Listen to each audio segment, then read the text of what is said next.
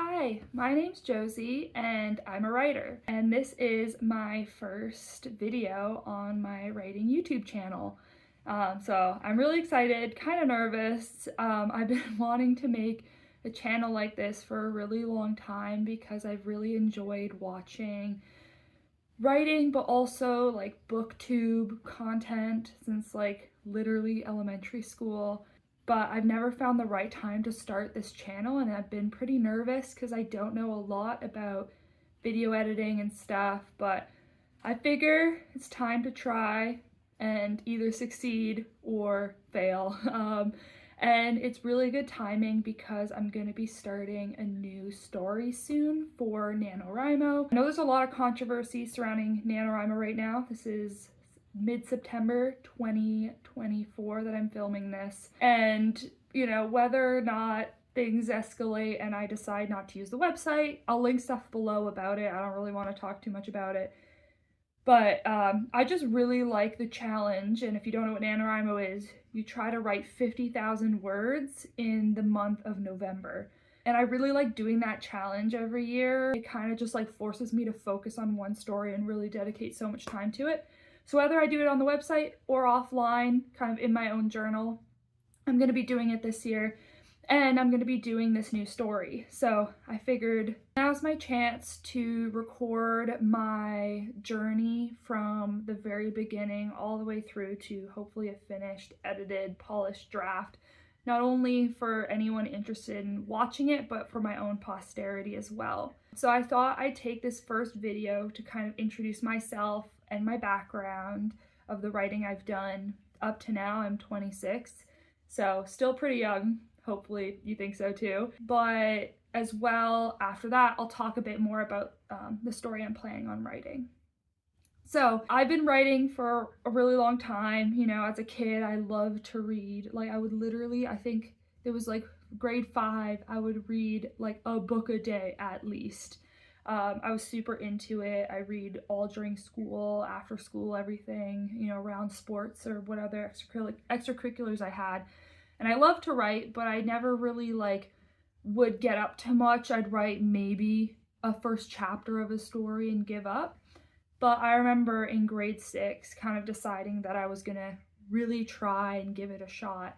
So I sat down at my family's old desktop in the basement that took 5 to 10 minutes to load up. It would do the whole whooshing sound as it started up. And I just sit there typing away at this old computer, and I finished my first story. I can't really remember how long it is. My mom actually, when I finished it, I didn't edit, of course. I was grade 6. I was like, oh my God, I've written however many words. I've succeeded. Why should I ever go back and revise? But my mom formatted it, and my parents actually printed it out.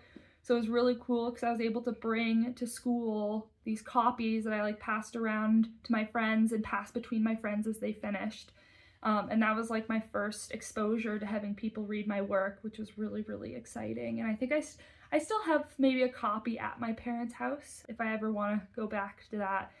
But it was the first book in what was supposed to be a series. Did I continue the series? No. I wrote the first chapter of the second book. It's like a shapeshifter girl reconnects with her heritage kind of thing. And I wrote the first chapter for the second book, and I put it in the back of the first book because you know how professional books do that. So I was like, ooh, I should do that too, get some excitement for the next one. But I never wrote anything more after that, and I actually didn't write again anything for quite a number of years until I did my first NaNoWriMo. And so I did my first NaNoWriMo in grade 11. That might be 2014. And so I decided to give it another shot. This time I decided to do a standalone because I didn't want the pressure of having to write multiple books. Writing one book already seemed like such a feat. And so I figured I wanted to write one thing that could stand alone and kind of have a finished story, right? Because even though I finished my first book in grade 6, the story hadn't ever been finished. I'd never written a full conclusion. So I wrote this kind of contemporary coming of age story about a girl moving to a new town and stuff like that, and there was some romance. And I won my first Nanowrimo, which was really exciting. But again, I hadn't learned that revision was important, but this time I was taking myself a bit more seriously, so I don't know if I've like lost confidence and stuff over the years, but grade 11 Josie thought, this is it, this could be my big break. So I sent it to literary agents and like tried to query it. And I feel really bad for all the literary agents who had to look at that thing because it hadn't been edited. And I'm sure the beginning I'd gone over a few times, but you know, once you got maybe 20-30% of the way in, it probably just started getting worse and worse. I haven't actually read it in years. Look back at it, I don't even know if I reread the ending after I wrote it. But yeah, I sent it to some literary agents, got a lot of rejections. I got one, I think, request for a full, but you know, nothing ever came of it. Was like, okay, great, this didn't work, on to the next. So I started writing a fantasy book. I remember writing that kind of end of high school, beginning of college, and I think I finished it, I don't know, maybe I did finish it more end of high school.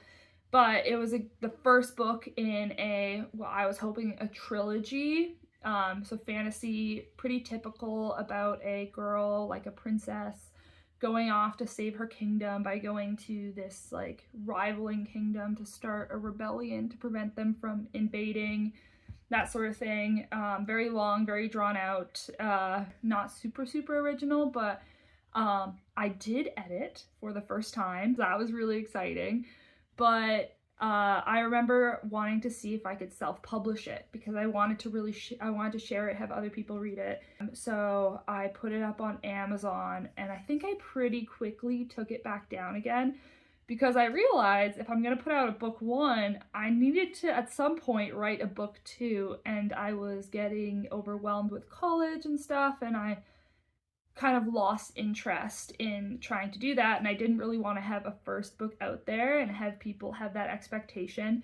Not that I was going to be a big, you know, seller or anything, but after that experience, I'd had 2 kind of failed series. I don't know if you can really say a grade 6, you're like, I don't even know, is that 12 or something, 12-year-old can really fail, but I hadn't succeeded yet in finishing a series.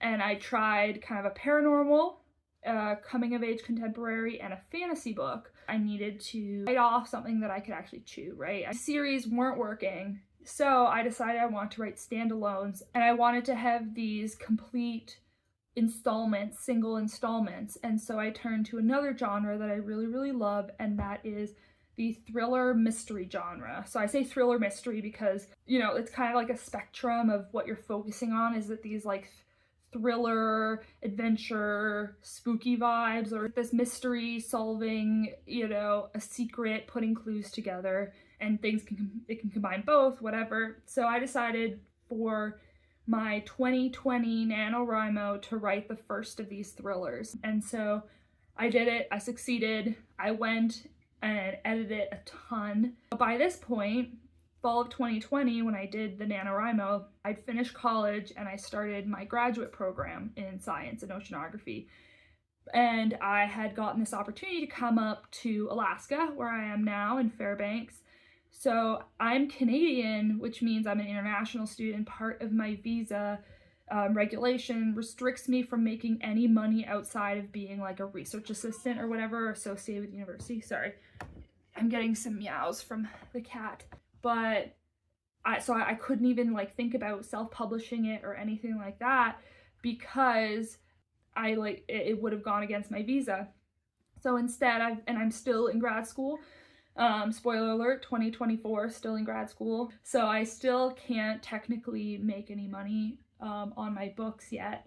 But I figured I'm really enjoying writing. If I want to make this work, I should just keep going and write more, because like, what's the harm, right? You get like this backlist or whatever, and then I'll have more that I can publish later. So that's what I did. I have written since then 3 other thrillers for a total of 4 thrillers / mysteries. Some bleed more towards, you know, like adventure, spooky, what's gonna happen, tension within a group, and then the others are more mystery, whodunit kind of stuff. All of them have these common threads of just like a very limited cast of characters in an isolated environment and lots of like relationship stuff going on, lots of tension. So yeah, that's where I'm at. I have finished, I don't know if I've done it every year, but I have these 4 stories under my belt, and I'm starting a new one this November. And I'm really excited to embark on this. It's going to be a bit tough for me because a lot of my previous stories that I've written, they really grow from my life in terms of my scientific background, like jobs I worked or things I've been really interested in. Like the 4th one has some pop culture elements that I already pay a lot of attention to because I think it's interesting.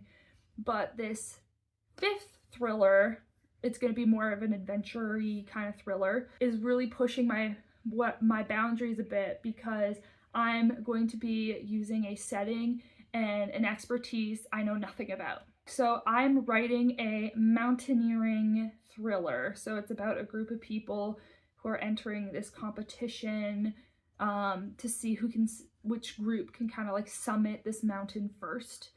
I'm hesitant. I don't know exactly how much to give, but what I'll say is there is a bit of a bodies start piling up kind of vibe. And I don't know a lot about mountaineering. I do a lot of, camping and hiking and stuff. So I have some aspect of that outdoor vibe, but actual mountaineering, like all those the nuts and bolts of like tying ropes, glacier travel, all that stuff, like I do not know. So it'll be a bit of a challenge to try and figure that out because I really want my stories to always feel grounded in reality, and someone who's an expert in the subject that I'm writing about feels immersed in what I'm writing and they're not thrown off by all these details that I got incorrect. So my plan leading up to NaNoWriMo and the start of writing this book will definitely involve a lot of research as well as just planning, outlining, prepping. I'm a bit more of a what do they call it, a plotter versus a pantser. I really like to know where I'm going, or else I can just go in circles, especially in the middle of the book. In the coming months, we're going to work through all of those details, and hopefully by November 1st, I'll be ready to hit the ground running and knock this out of the park. 50K, or hopefully even the full first draft, though I'm an underwriter, so I'm, maybe the first draft will be 50K, who knows. If you're interested in seeing me work my way through this book from start to finish, follow me. Hopefully, if you're watching in the future, I've succeeded, I've done it. I have a complete draft somewhere, maybe hopefully edited and ready to be read by people. So yeah, thanks for watching, making it through the video, and see you next time.